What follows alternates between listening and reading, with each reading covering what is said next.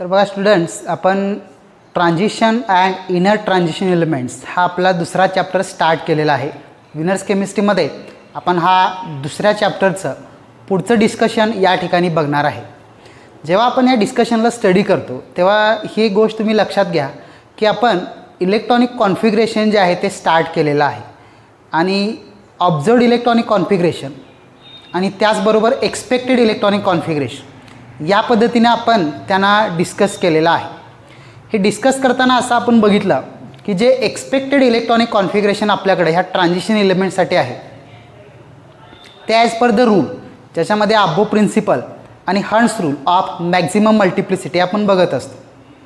आणि हा रूल ह्या ट्रान्झिशन सिरीजमधल्या सगळ्या एलिमेंट्सना अप्लाय करून जे इलेक्ट्रॉनिक कॉन्फिगरेशन आपल्याकडं आपण पाहतो ते आहे एक्सपेक्टेड इलेक्ट्रॉनिक कॉन्फिगरेशन. पण यातले काही एलिमेंट हे एक्सपेक्टेड इलेक्ट्रॉनिक कॉन्फिगरेशनप्रमाणे इलेक्ट्रॉनिक कॉन्फिगरेशन एक्झिबिट करत नाहीत आणि त्याचे दोन एक्झाम्पल्स आपण त्याच्यामध्ये शिकलेलो आहे. तर पहिल्या त्याच्यामध्ये एलिमेंट आहे आपल्याकडं क्रोमियम ॲटॉमिक नंबर 24 आणि दुसरा एक एलिमेंट आहे ज्याचं नाव कॉपर ॲटॉमिक नंबर 29 असं आहे. आणि हे जे दोन एलिमेंट आपल्याकडं आहे ह्यांचे इलेक्ट्रॉनिक कॉन्फिगरेशन हे एक्सपेक्टेड आणि ऑब्झर्वडमध्ये आपल्याला फरक आढळतो. त्यामुळे आता आपण बघणार आहे की हा फरक आपल्याकडं का आहे आणि यासाठी मग हा आपण कन्सेप्ट स्टार्ट करतो आहे. बघा, कन्सेप्टचं नाव आहे electronic configurations of chromium and copper. Actually the electronic configurations exhibited by chromium and copper they are anomalous electronic configuration different from the expectation and here we are going to explain why these electronic configurations they are different from the expected electronic configuration. तर बघा, सगळ्यात पहिल्यांदा आपण हे electronic configuration लिहिताना electronic कॉन्फिगरेशनमध्ये ऑर्बिटल्समध्ये जे electrons लिहिले जातात तर त्यांच्या स्टॅबिलिटीबद्दल थोडंसं आधी डिस्कस करूया. तर बघा, इलेक्ट्रॉनिक कॉन्फिगरेशन्समध्ये आपण बघितलं तर एस सबशेल, पी सबशेल आणि डी सबशेल यांचे कॅपॅसिटीज आपणाला माहिती आहेत आणि ह्या कॅपॅसिटीजबरोबरच त्यांचे स्टॅबिलिटी असणारे इलेक्ट्रॉनिक स्टेट्स कोणते आहेत ते देखील आपण या ठिकाणी बघूया. तर बघा, जसं की आपल्याकडं वेगवेगळे सबशेल आहेत ज्याच्यामध्ये एस सबशेल आहे, पी सबशेल आहे आणि त्याचबरोबर डी सबशेल आपल्याकडे येत असते. जर समजा ह्या तिन्ही सबशेलमध्ये एकही इलेक्ट्रॉन आपल्याकडे नसेल तर त्याच्यामध्ये आपण एसला इंडिकेट करतो S0, पीला इंडिकेट करतो P0 आणि डीला इंडिकेट करतो D0 असं. तर कुठल्याही सबशेलमध्ये जर एकही इलेक्ट्रॉन नसेल, if no electron is present in any of the subshell that particular state is considered as an empty state, empty electronic state for the given subshell. त्यामुळे S0, P0 आणि D0 हे आपल्याकडे एम्प्टी इलेक्ट्रॉनिक स्टेट्स आहेत. जर ह्या सगळ्यांची capacity आपण बघितली तर बघा, एसची मॅक्झिमम कॅपॅसिटी आहे नंबर ऑफ इलेक्ट्रॉन्स 2, पीसाठी आहे नंबर ऑफ इलेक्ट्रॉन्स 6 आणि डीसाठी आहे आपल्याकडं 10. These are the capacities as per their maximum number of accommodation of electrons in their orbitals. आणि हे जे स्टेट्स आहेत म्हणजे एसची मॅक्झिमम कॅपॅसिटी 2, पीसाठी मॅक्झिमम कॅपॅसिटी 6 आणि डीसाठी मॅक्झिमम कॅपॅसिटी 10 ज्या पद्धतीने आपण बघतो तर ह्या स्टेट्सना आपण काय म्हणतो बघा, these states they are called as completely filled electronic states. तर हे आपल्याकडे completely filled electronic states आपल्याकडे आहे.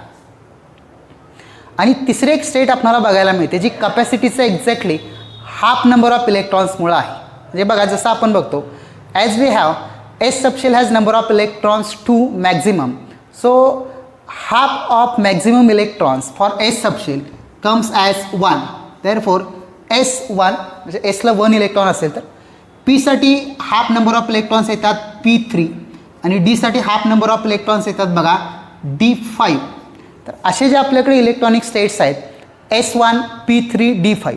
So these are the electronic states which are exactly half the number of electrons than the completely filled and such states they are called as the half filled electronic states. त्यामुळे ह्या स्टेट्सना आपण half field states म्हणतो. आणि मग हे जे states आपल्याला मिळतात बघा, empty state, half filled state, completely filled state, तर ह्या स्टेट्सना एक्स्ट्रा स्टॅबिलिटी असते. These electronic states they are said to be extra stable in nature आणि त्यामुळं ही जर इलेक्ट्रॉनिक स्टेट ह्यापैकी एखादी इलेक्ट्रॉनिक स्टेट जर एखाद्या एलिमेंटला अचीव करायची असेल तर ते लवकरात लवकर ही अचीव करायचा प्रयत्न करतात, कारण हे इलेक्ट्रॉनिक स्टेट्स एक्स्ट्रा स्टेबल आहेत. याचं रिझन आहे की एम्प्टी किंवा हाफ फील्डमुळे जे सिमेट्रिकल फिलिंग येत असतं ते किंवा कम्प्लिटली फील्डमुळे जे एक स्टॅबिलिटी येत असते त्यामुळे हे इलेक्ट्रॉनिक स्टेट्स स्टेबल असतात. आणि हे जर इलेक्ट्रॉनिक स्टेट एखाद्या एलिमेंटला अचीव करायचे असतील तर ते लगेचच काय करतात बघा, अचीव करत असतात. मग आपण ह्या एक्स्ट्रा स्टेबिलिटीचा वापर करून एक्सपेक्टेड आणि observed electronic configuration for chromium and copper आपल्याला डिस्कस करायचं आहे. मग त्याच्यासाठी बघा आपण आधी स्टार्ट करूया chromium. Chromium is an element with atomic number 24 with expected electronic configuration as argon over 3d4 4s2.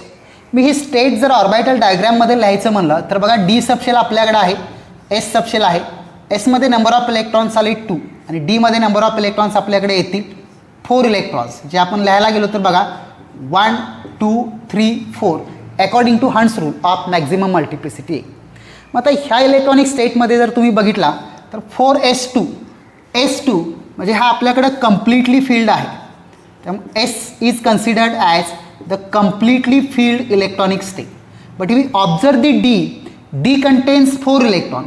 It is neither half filled and it is not stable state.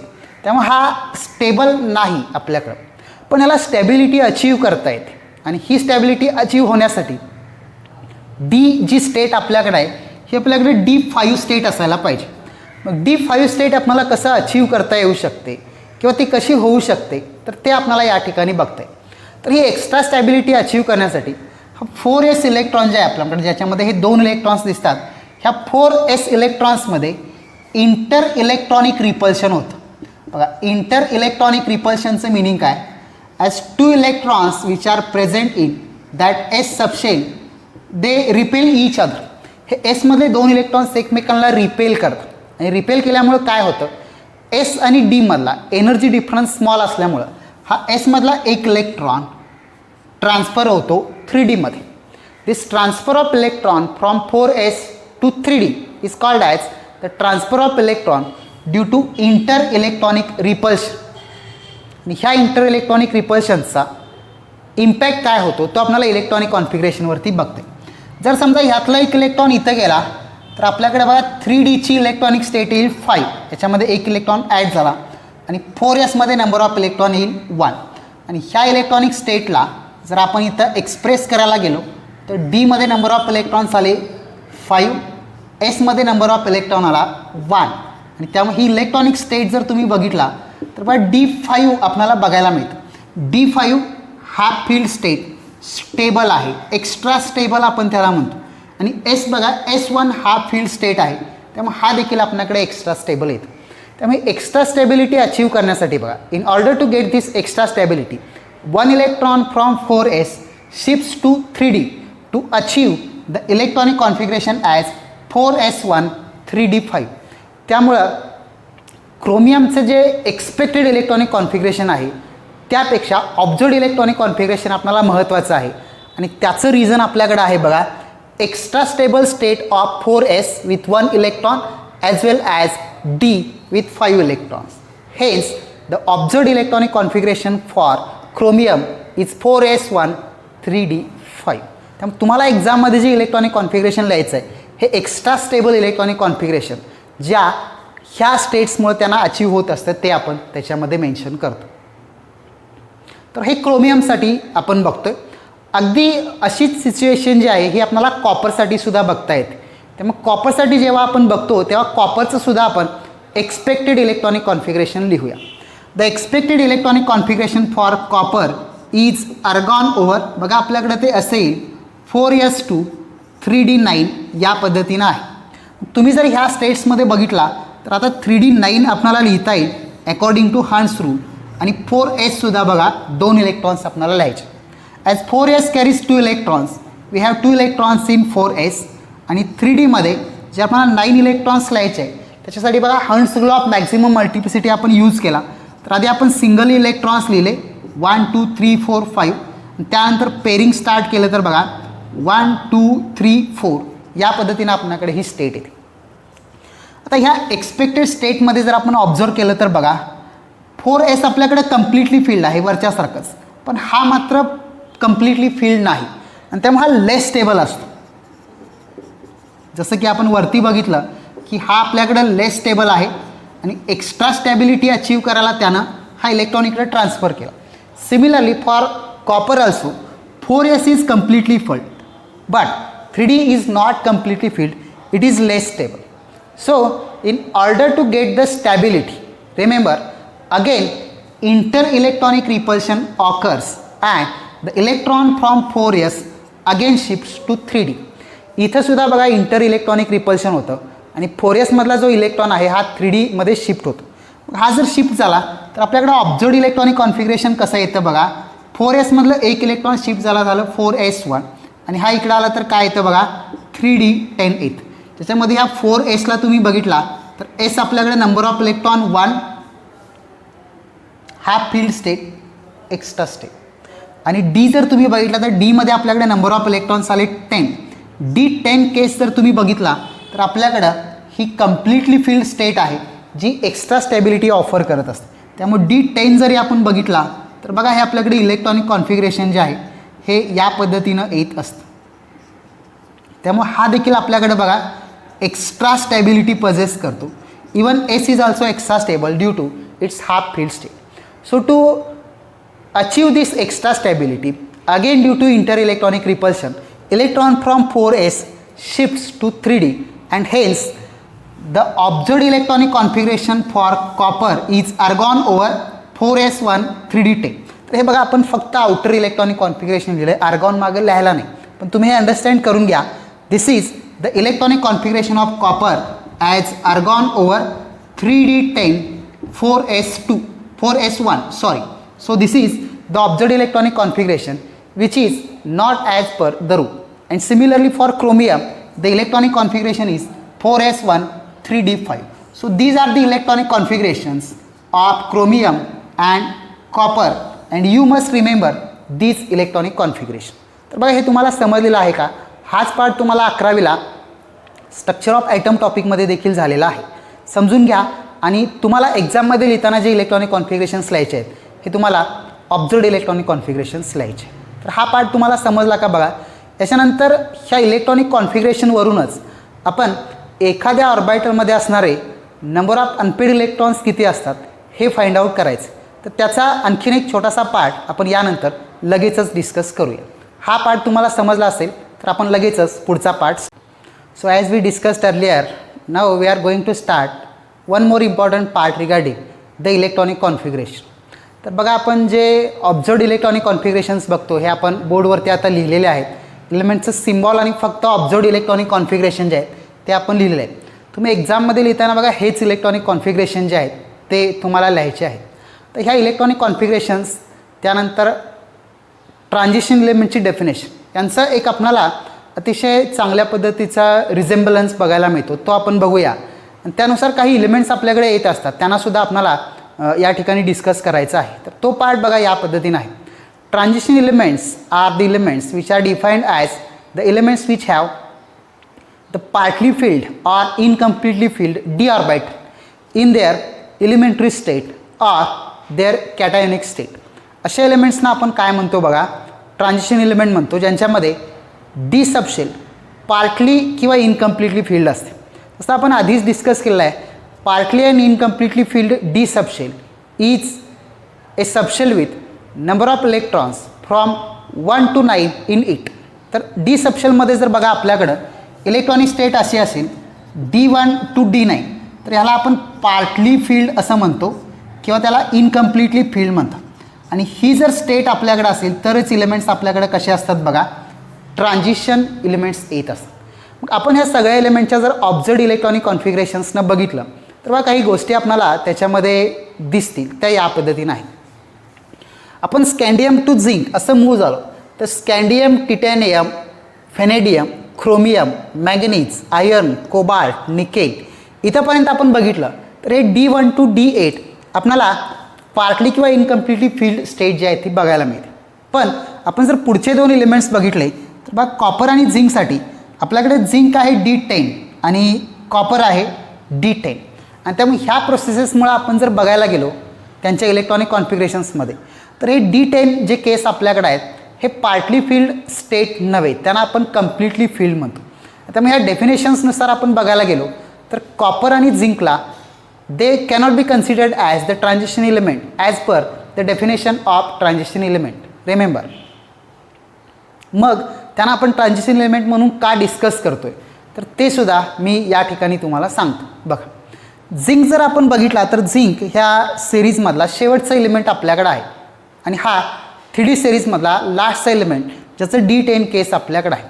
तर या झिंकच्या बरोबर खाली जर तुम्ही सिरीजला ऑब्झर्व केला तर झिंकच्या खाली बरोबर कॅडमियम आणि त्याच्या खाली आपल्याकडे मर्क्युरी असे एलिमेंट्स आहेत जे आपल्याकडे बघा ग्रुप नंबर 12मध्ये येत असतात आणि ह्या सगळ्या एलिमेंट्सना तुम्ही बघितला तर यांचे आपल्याकडे केस D10 या पद्धतीने आहेत.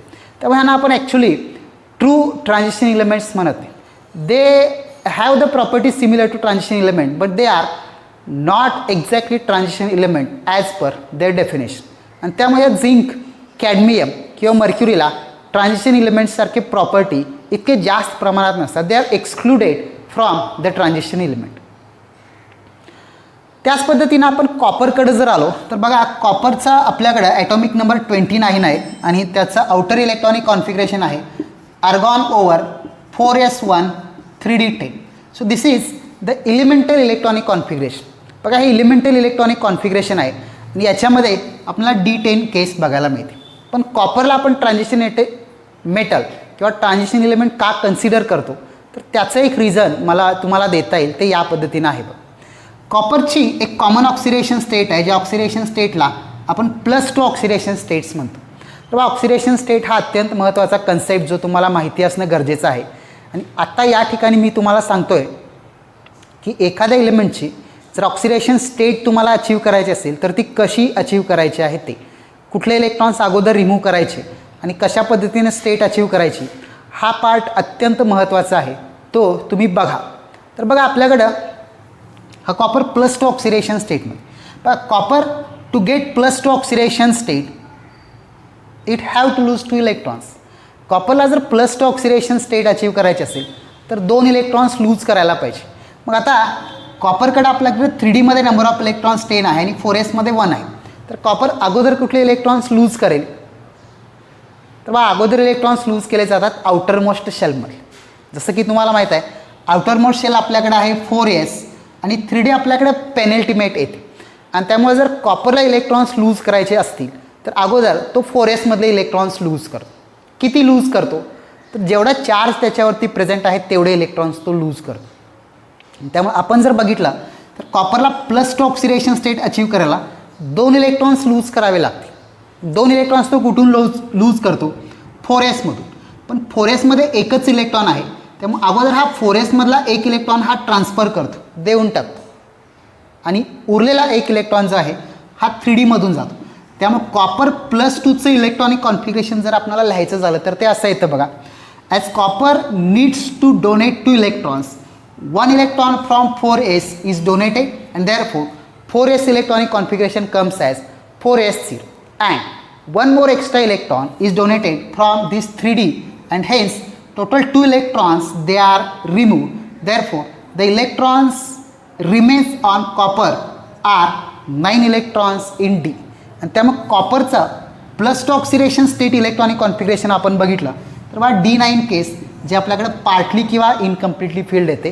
जे डेफिनेशनमध्ये आपण बघितलं if cationic state also contains partly or incompletely filled D subshell, it is a transition element and hence this copper is a transition element. तर ही गोष्ट तुम्ही लक्षात घ्या. कुठल्याही इलेमेंटचं जर आपल्याला इलेक्ट्रॉन्स रिमूव्ह करायचे असतील एखाद्या ऑक्सिडेशन स्टेटसाठी तर अगोदर इलेक्ट्रॉन्स रिमूव्ह केले पाहिजेत 4s मधले आणि 4s मधले इलेक्ट्रॉन्स जर गेले तर त्यानंतर उरलेले इलेक्ट्रॉन्स रिमूव्ह करायचे पेनल्टिमेट 3D मध्ये. आणि हा कन्सेप्ट तुम्हाला यूज करायचा आहे कलर, मॅग्नेटिक प्रॉपर्टीज आणि ऑक्सिडेशन स्टेटसाठी. आणि म्हणून तुम्ही याला अगदी व्यवस्थित रिमेंबर करा की कसं आपण हे इलेक्ट्रॉन्स अचीव करत असतो, रिमूव्ह करत असतो ते देखील. त्यामुळे ऑक्सिडेशन स्टेटमध्ये असणारे इलेक्ट्रॉन्स डी सबशेलमध्ये इलेक्ट्रॉन्स अचीव करणं ही अत्यंत महत्त्वाची गोष्ट आहे. समजलेलं आहे का बघा तुम्हाला. याच्यानंतर ह्या इलेक्ट्रॉनिक कॉन्फिगरेशनसाठीच एक महत्त्वाचा पार्ट जो आपल्या बुकमध्ये नाही, पण तुम्हाला हा पार्ट नेहमी लागतो. कशासाठी बघा, तर जे काही प्रॉपर्टीज आपण आता यानंतर फिजिकल प्रॉपर्टीज स्टार्ट करणार आहे, त्याचे ट्रेंड्स शिकणार आहे, तर त्याच्यासाठी एखाद्या एलिमेंटच्या डी सबशेलमध्ये असणारे अनपेड इलेक्ट्रॉन्स किती आहे हा अत्यंत महत्त्वाचा कन्सेप्ट आहे. आणि त्यामुळं त्याचे आपण number of electrons in D subshell कसे असतात ते आपल्याला शिकायचं आहे. तर त्यासाठी तुम्ही काय करा, हे इलेक्ट्रॉनिक कॉन्फिगरेशन नोट्सच्या फॉर्ममध्ये तुम्ही लिहिलेलं असाल तर याच्या पुढं आणखीन एक कॉलम करा, ज्या कॉलममध्ये आपण number of electrons in D subshell, number of unpaired electrons in D subshell आपल्याला तिथं मेन्शन करायचे आहेत. आणि त्याच्यावरून बरेचसे प्रॉपर्टी आपण एकमेकांना रिलेट करणार आहे. हा पार्ट तुम्हाला अत्यंत महत्त्वाचा आणि ह्या टॉपिकला इझी करणारा पार्ट म्हणून बघता येईल. तर त्याला आपण स्टार्ट करूया. तर बा इलेक्ट्रॉनिक कॉन्फिगरेशनचाच हा एक इम्पॉर्टंट पार्ट, ज्याच्यामध्ये आपण ह्या इलेक्ट्रॉनिक कॉन्फिगरेशनच्या राईट साईडला एक आणखीन कॉलम करतो आहे, ज्याच्यामध्ये आपण लिहिणार आहे number of unpaired electrons in D subshell. तर हे जे डी सबशेल्स आपल्याकडे आहेत, ज्याच्यामध्ये असणारे नंबर ऑफ अनपेड इलेक्ट्रॉन्स ते फार मोठा रोल प्ले करत असतात ह्यांचे प्रॉपर्टीज डिटर्मिनेशनमध्ये. त्यामुळे number of unpaired electrons in D subshell identify करणं हे अत्यंत महत्त्वाचं आहे. आणि त्याचे नंबर ऑफ अनपेड इलेक्ट्रॉन्स आपण कसे येतात ते बघूया. इथं एसमधले इलेक्ट्रॉन्स आपल्याला इतके जास्त महत्त्वाचे नाहीत. The properties of transition elements ते depends on the number of electrons present in D subshell. Therefore we require the number of unpaired electrons in D. बघा, अनपेड इलेक्ट्रॉन फक्त घ्यायचे आहेत, त्यामुळे हंट्स रूलचं व्यवस्थित स्टडी करून आपण हे नंबर ऑफ इलेक्ट्रॉन जे आहे ते या ठिकाणी लिहिणार आहे. तर बघा, सगळ्यात पहिल्यांदा स्कॅन्डियमसाठी लिहूया. स्कॅन्डियमसाठी डी सबशेलमध्ये 1 इलेक्ट्रॉन आहे आणि त्या 1 इलेक्ट्रॉन ऑब्वियसली आपल्याकडे अनपेड येतो. त्यामुळे number of unpaired electron for scandium is 1. टिटॅनियमसाठी नंबर ऑफ इलेक्ट्रॉन्स 2 आहे, त्यामुळे आपल्याकडे येते बघा number of unpaired electrons in titanium equals to 2. Similarly व्हॅनेडियमसाठी D orbital has 3 electrons. All the 3 electrons are unpaired. Therefore, vanadium contains 3 unpaired electrons in its d subshell.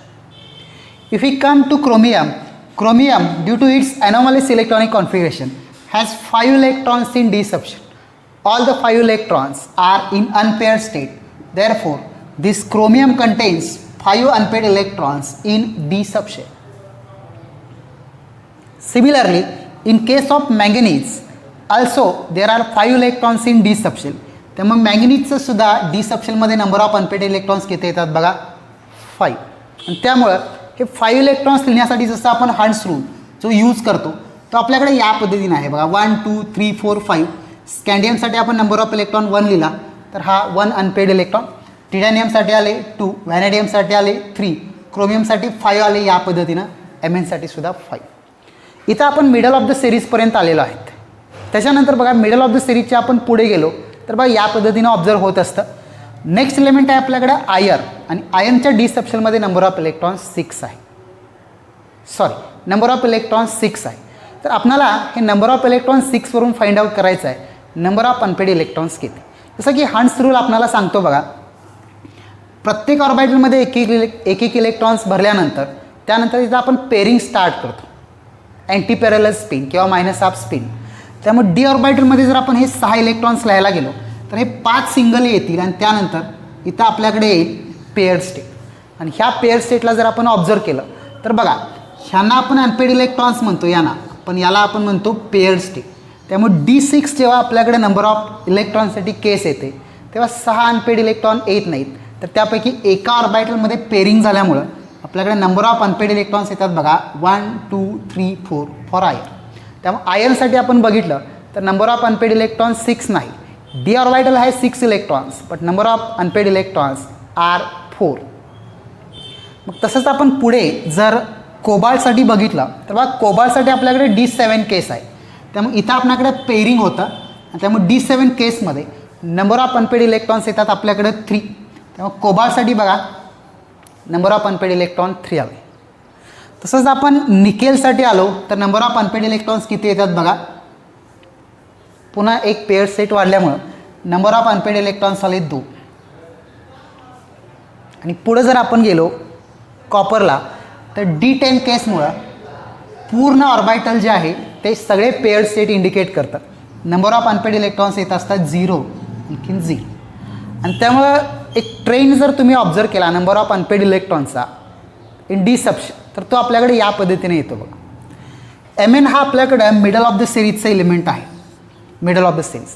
आणि middle of the सिरीजपर्यंत जर आपण आलो तर number of unpaired electrons they increases from 1 to 5 up to the middle of the series. Middle of the सिरीजपर्यंत हे increase होतात आणि मिडल ऑफ द सिरीज नंतर पुढे आपण गेलो तर हे number of unpaired electrons decrease होत असतात.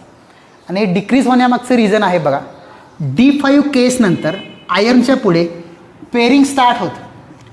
As pairing starts after iron and hence pairing results in decrease in unpaired electrons. तर हे अनपेड इलेक्ट्रॉन जे आहेत हे तुम्हाला अत्यंत महत्त्वाचे आहेत, हे तुम्हाला मार्क मिळवून देणारा कन्सेप्ट आहे आणि त्यामुळं हे देखील तुम्ही रिमेंबर करा. आणि मग याच्यानंतर आपण याचा नेक्स्ट पार्ट जो स्टार्ट करणार आहे हा ऑक्सिडेशन स्टेट आहे. तुम्हाला जर ह्या डी ब्लॉक एलिमेंटचे ऑक्सिडेशन स्टेट्स जर अगदी सोप्या पद्धतीने शिकायचे असतील तर हे number of unpaired electrons in D subshell it is the most important concept. हा तुम्ही रिमेंबर करा.